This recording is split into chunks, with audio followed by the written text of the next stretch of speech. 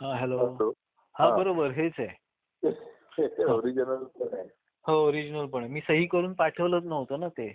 आणि हो त्याच्यावरती हो त्या वकिलाची पण सही आहे म्हणे माझ्यासमोर आशिष करंदीकरांनी हो सही हो. केली. हा ते सगळं ते झोलच केलेलं आहे तो तिकडे. बरोबर होतं. नाही उलट हे चांगलं आहे ना, हे हम्म. ओरिजिनल आपल्याकडे असल्यामुळे हो हे अग्रीमेंटच सस्पिशियस झालं. आणि प्लस माडगावकरांच्या ह्याच्यात अन्वयाची सही नाहीये.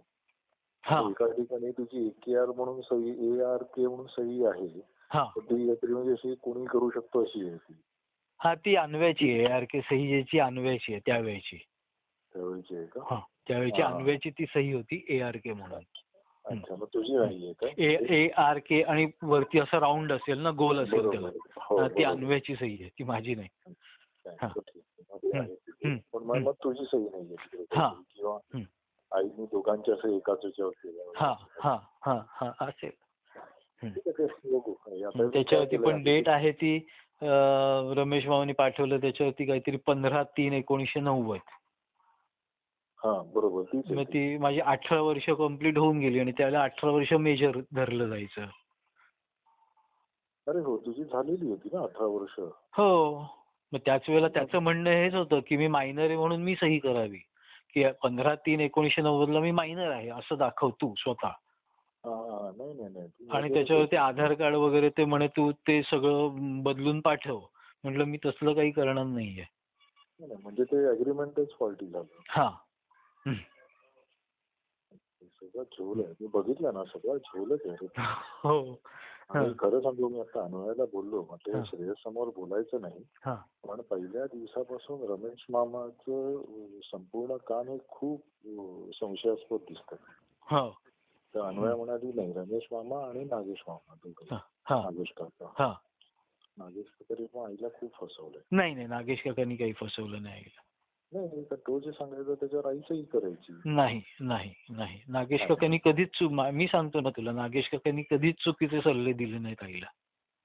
बरं. कदाचित ते तिचा असं समज असेल. हा. तर पण रमेश नागेश मामाचं काकांनी कधीच चुकीचे सल्ले दिले नाहीत.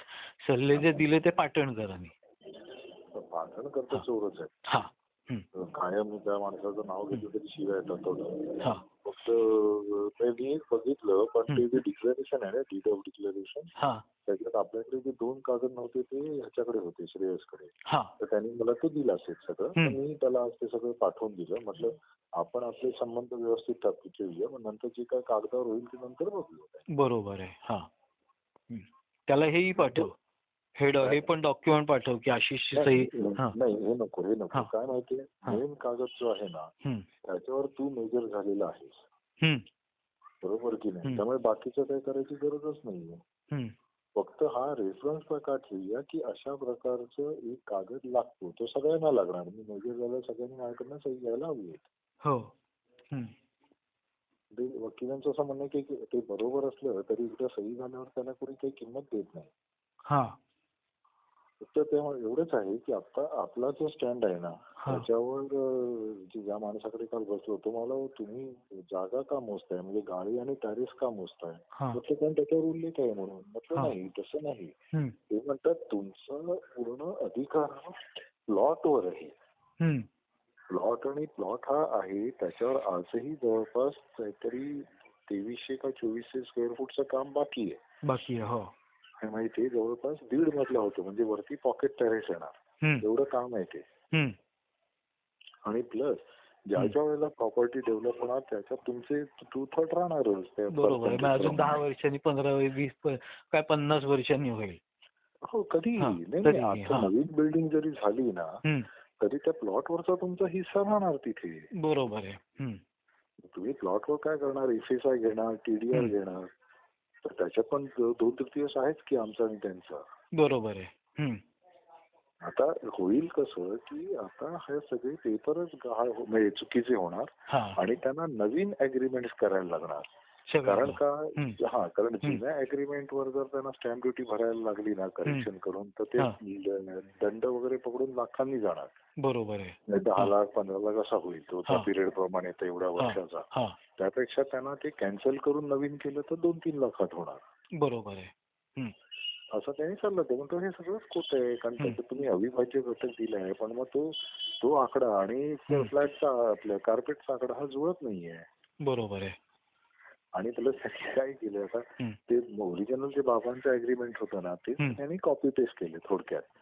तर त्याच्यामध्ये अविभाज्य घटक म्हणताना त्यांनी तो घेतलाय 15%, पण ऍक्च्युली तो घ्यायला पाहिजे करंदीकरांचा 15%. पण त्यांनी तो संपूर्ण प्लॉटवरचा घेतल्यामुळे त्यांनी दीक्षितांची पण जागा खाल्ली त्याच्यात. बरोबर आहे. लक्षात आलं ना. मी काल त्याच्याकडे तुला ते शेवटचं एक पान अटॅच करून पाठवलंय स्कॅन मध्ये. तर ते त्याची व्हॅल्युएशन आहे. ते आता मी तुम्हाला नीट करून देतो. म्हणजे प्रत्येक गोष्ट त्याच्यापैकी ठळकपणे दिसेल. मग तुम्हाला दिसेल की ऍक्च्युली करंदीकरांकडनं जर घेतली असती तर त्याला 500 फूट जागा मिळायची, पण आता त्यांचा फ्लॅट आहे 800 फुटाचा आहे. मग 300 फूट यांच्याकडनं गेले. आणि करंदीकरांचे 300 फूट राहिलेच हातात, कारण ते त्यांच्या जागेवरनं कसे जाणार, ते सगळ्यांच्या प्लॉटवरची जागा गेली ती. बरोबर आहे. हो. तर प्लॉटवरची जागा जी जाते आणि ती जाते याच्यात गडबड झाली की हे लटकले मग सगळे. कारण त्याच्यात रासनेनं आणि साठेनं हक्क दिलेलेच नाही, मग त्यांचे हक्क आपल्याकडे राहिले, त्यांना फक्त जागा देणार आपण. तशात 900 फूट झाली, पण SSI प्रमाणे पकडली तर कदाचित ती 1100 फूट होणार, तिथे 400 फूट मिळेल आपल्याला. बरोबर आहे. लक्षात आलं. आता ते आर्किटेक्टला पकडून तुम्हाला मी नीट करून घेतो, मग ते सोपं पडेल. बरोबर आहे. ठीक आहे. ठीक आहे.